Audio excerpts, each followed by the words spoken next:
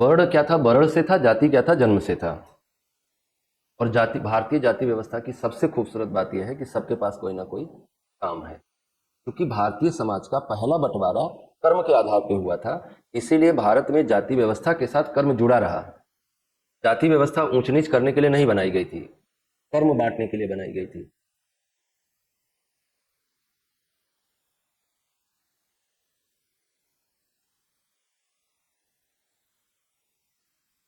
चाहे आज के टाइम पे नहीं लगता है क्या मध्यकाल में ही ऐसा समझा गया कि जो सेवा कर्म कर रहा है वो उसका स्तर निम्न है?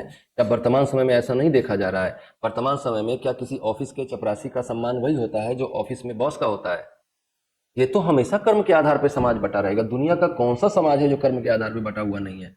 ये भारत में जाति व्यवस्था की आलोचना करने वाले लोग जो हैं वो गहराई से सोचते नहीं है। अगर आप गहराई से सोचेंगे तो जाति व्यवस्था आपको वैज्ञानिक व्यवस्था लगेगी।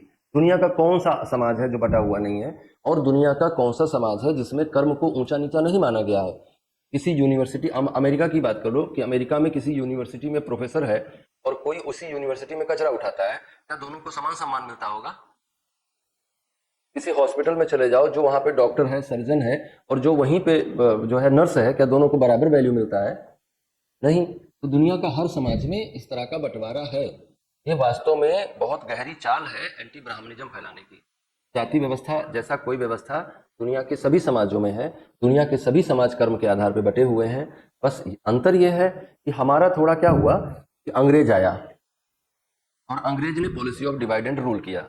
अंग्रेज ने जब policy of divide and rule किया तो पहले बड़ी आसानी से उसने हिंदू मुसलमानों को अलग कर दिया। फिर उसने सोचा कि हिंदू मुसलमान को अलग करने के बाद भी राष्ट्रीय आंदोलन बहुत मजबूती से चल रहा है, तो उसने सोचा कि हम क्यों ना हिंदू समाज में भी दो बंटवारे कर दें, अवर्ण और सवर्ण के बंटवारे कर दें। अब अवर्ण और सवर्ण के बंटवारे करने के लिए उसने बहुत सारी ऐसी कहानियां आपको बताई, बहुत सारे ऐसे इंस्टेंसेस निकाले हिस्ट्री में से जिनमें यह साबित किया जा सके कि नहीं भाई देखो, ऊंची जातियों ने नीची जातियों का बहुत अधिक शोषण किया है, इसलिए नीची जातियों को ऊंची जातियों के खिलाफ आवाज उठानी चाहिए। यहाँ एक गड़बड़ी यह है कि जो जिस जाति में जन्मा है वो उसी जाति का कर्म करेगा। लेकिन आजादी के बाद तो ये भी नियम नहीं रहा। अंग्रेजों के आने के बाद तो ये भी नियम नहीं रहा। आप किसी भी वर्ण, किसी भी जाति में जन्मे हैं और आप कोई भी काम कर सकते हैं। अभी तो ये नियम है ना। तो कर्म पर जो रोक लगी थी वो भी हट गई। तो जाति व्यवस्था कोई खराब व्यवस्था नहीं थी।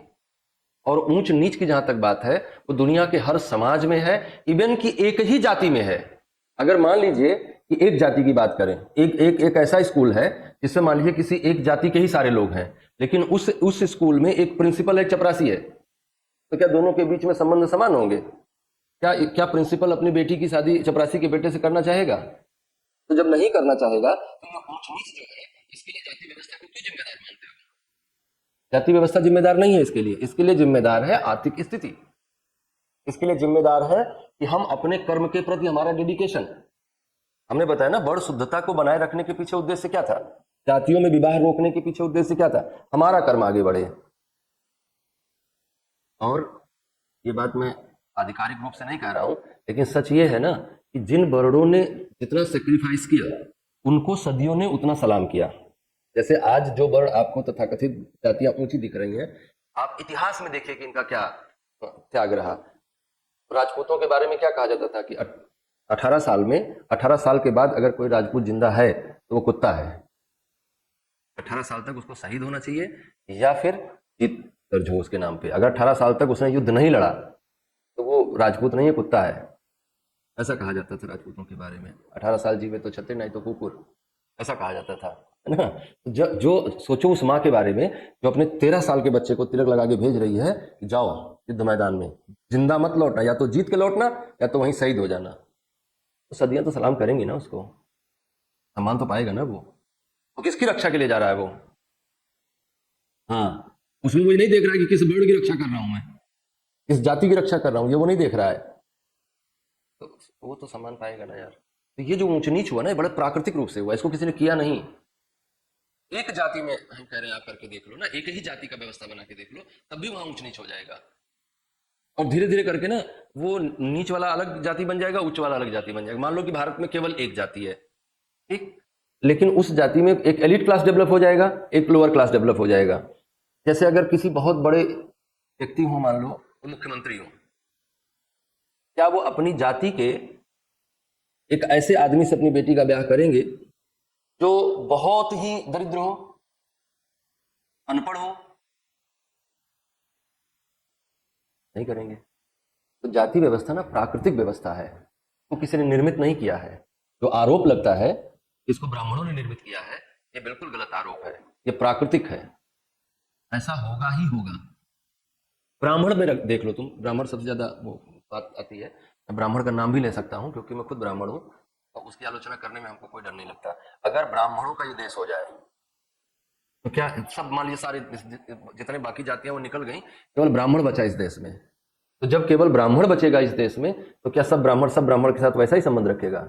नहीं, उसमें भी देखेगा कौन नीचा है, कौन ऊंचा है, कौन जो है गरीब है, कौन अमीर है ना, कौन पढ़ा लिखा है, कौन गंवार है ना, सब वो देखा जाएगा। तो ये सब कुछ जो समाज का विभाजन है, ये बहुत प्राकृतिक क्रिया है, ये मानव निर्मित नहीं है, ये प्रकृति निर्मित है, नेचर बनाता है ये सब। और कोई कोई भी ब्राह्मण या कोई भी क्षत्रिय या कोई भी वैश्य या कोई भी शूद्र ऐसा नहीं रहा। कभी वाल्मीकि को देख लो, है ना, वो रामायण लिखती है, वो कहा जाता है वो निम्न वर्ण के थे। ऐसे बहुत सारे उदाहरण भरे पड़े हैं।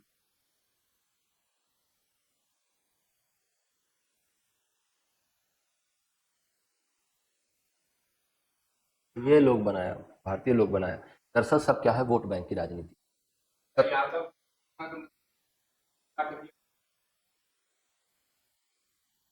वो सब क्या है ना, जितना भी वर्तमान समय का बंटवारा है, राजनीतिक फायदे के लिए किया जा रहा है।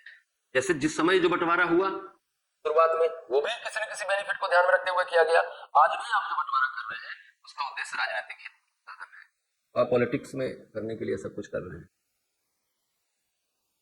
मैं एक बात आपको हमेशा कहता हूं कि अगर किसी एससी को सही में एससी की चिंता है तो वो सुरक्षित सीट से सांसद का चुनाव लड़ना बंद करे।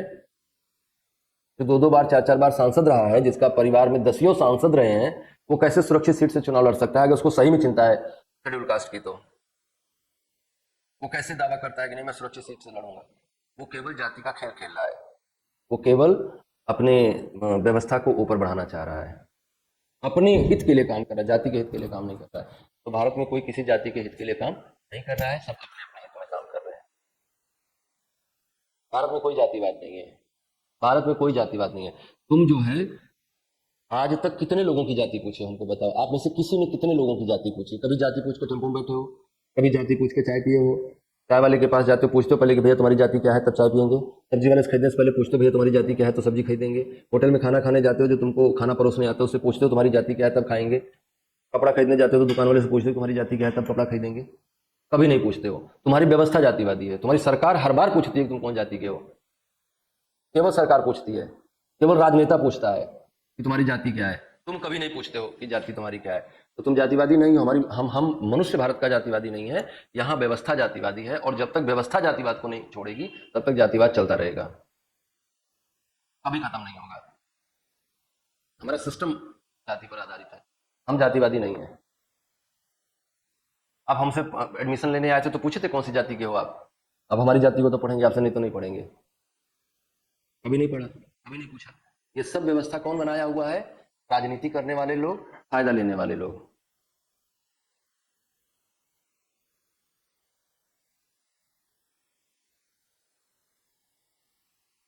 सही नहीं है बात मेरी, है ना? खत्म होगा जातिवाद जब सरकार चाहेगी, जब खत्म होगा, जब व्यवस्था चाहेगी, जब खत्म होगा, अभी नहीं खत्म होगा।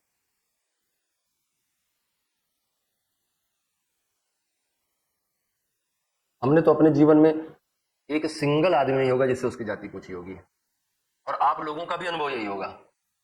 आप लोगों ने अभी तक आप लोगों ने कितनी बार किसी से जाति पूछी है? हमें लगता है एको बार नहीं पूछा होगा। या किसी से तुम्हारा मन किया दोस्ती करने का तो जाति पूछ के करते हो क्या? उसका व्यवहार बाद में पता चलता है वो अलग बात है। उसका अच्छा, जो बाद में पता चलता है कि आपका संबंध खराब हो जाता है, नहीं होता है। वही बात है, सिस्टम जातिवादी है, कार जातिवादी है, हम जातिवादी।